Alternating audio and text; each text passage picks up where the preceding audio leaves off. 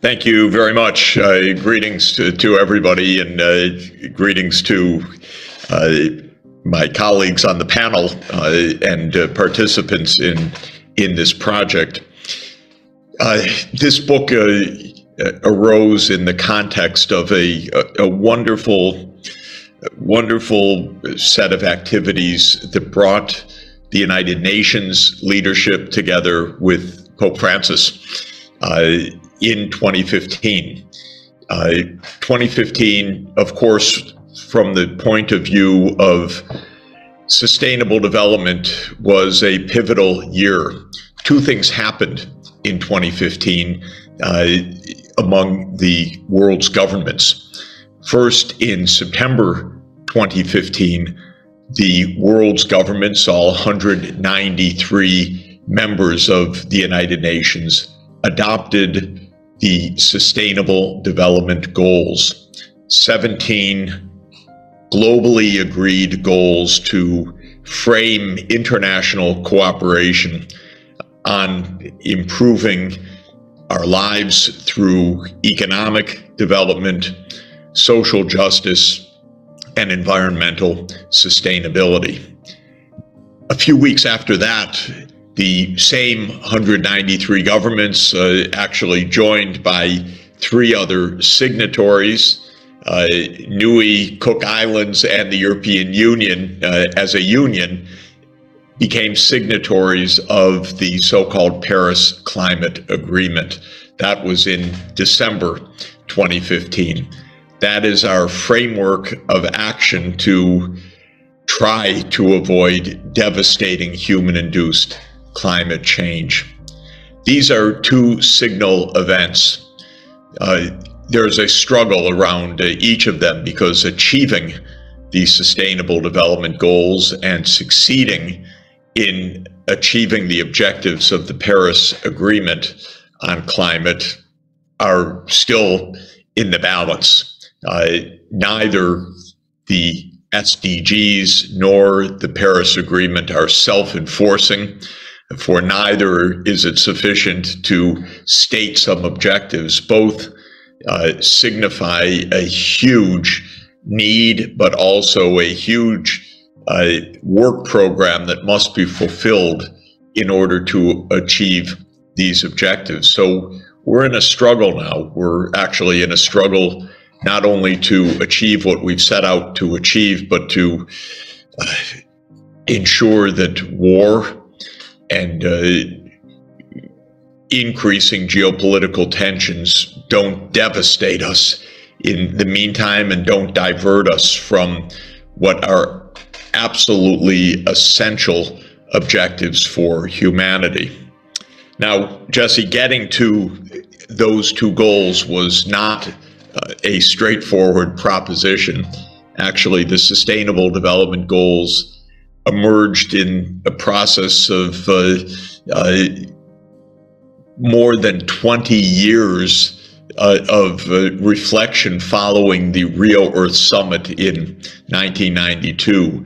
And it was 20 years after that summit when governments got together again in Rio and realized things are way off track. So they decided to negotiate Sustainable Development Goals back in 2012, and there was a 3-year process. Columbia University and the Earth Institute, I'm delighted to say, played an important role in the 3 years of the negotiations.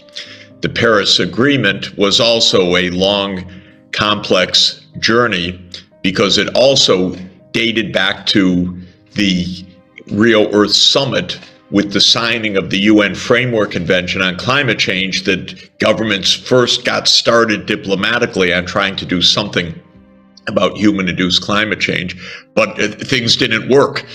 Agreements weren't fulfilled. The US didn't join the Kyoto Protocol. Global emissions of greenhouse gases continued to rise. So it was also 20 years after the fact that governments were trying to find a path forward. And therein lies the story of this project. This is what I'm getting to. Starting around 2012, it was clear that humanity faces a very steep climb for our safety, and we are by no means assured of success right now. Getting to shared goals, whether on sustainable development, meaning the economic, social, and environmental triple bottom line, or on the climate agenda, was a huge challenge to negotiate an agreement, and now a huge challenge to implement it.